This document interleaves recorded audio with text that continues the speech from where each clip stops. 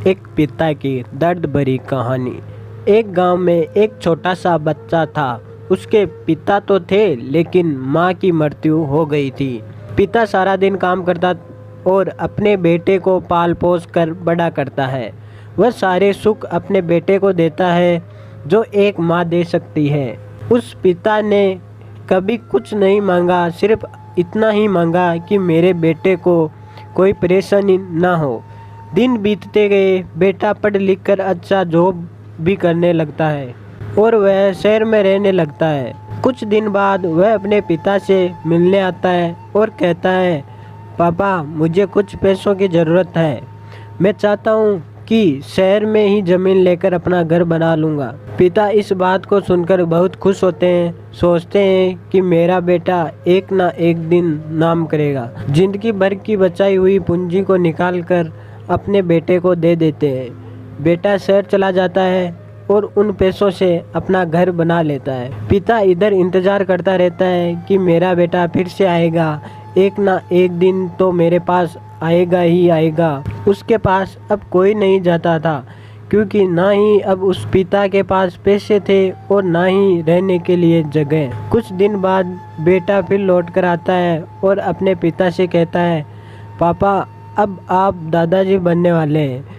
पिता को बहुत खुशी होती है इस बात को सुनकर। वह कहते हैं, तू मुझे मेरी बहू और पोते से कब मिलाएगा? बेटा कहता है, बस पापा थोड़े दिन और। पापा मुझे कुछ पैसों की ज़रूरत है क्योंकि आजकल थोड़ा जॉब में बीच हो रहा है, जिसके कारण से मुझे कुछ दिन के लिए सस्पेंड कर दिया गया है। पिता के पास कुछ नहीं रहता है देने के लिए, लेकिन फिर भी कहता है, अच्छा बेटा तू रुक, मैं अभी आया कुछ पैसों का बंदोबस्त करके। पिता बाद में महाजन से कुछ पैसे उधार लेकर अपने बेटे को दे देता है और बेटा पैसे लेकर शहर चला जाता है।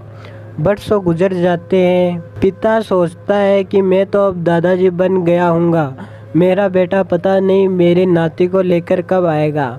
फिर सोचने लगते हैं, समय नहीं मिलता होगा इसलिए मेरा बेटा अभी तक आया नहीं, वरना आया ज़रूर होता। तब तक महाजन 2-3 आदमी को लेकर उस पिता के घर आता है और कहता है कि आपके वादे के मुताबिक मैं पूरे 3 महीने बाद आया हूँ, अपने पैसे ले जाने। पिता कहते हैं, मेरे पास पैसे नहीं है देने के लिए। महाजन कहता है, जब पैसे देने ही नहीं थे तो आपने मुझसे उधार क्यों लिया?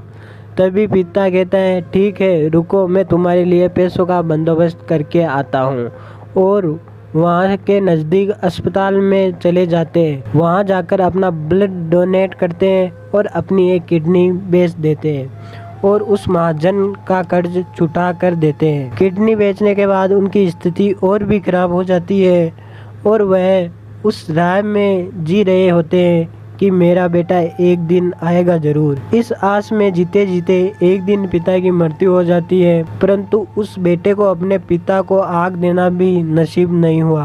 दोस्तों, एक पिता की दर्द भरी कहानी हिंदी कहानी को पढ़ने के लिए धन्यवाद। आपको ये कहानी कैसी लगी नीचे कमेंट करके हमें ज़रूर बताइएगा। अगर आपको ये कहानी पसंद आई हो तो अपने दोस्तों के साथ शेयर ज़रूर करें और ऐसी प्यारी कहानियाँ सुनने के लिए हमारे YouTube चैनल से ज़रूर जुड़ें। धन्यवाद।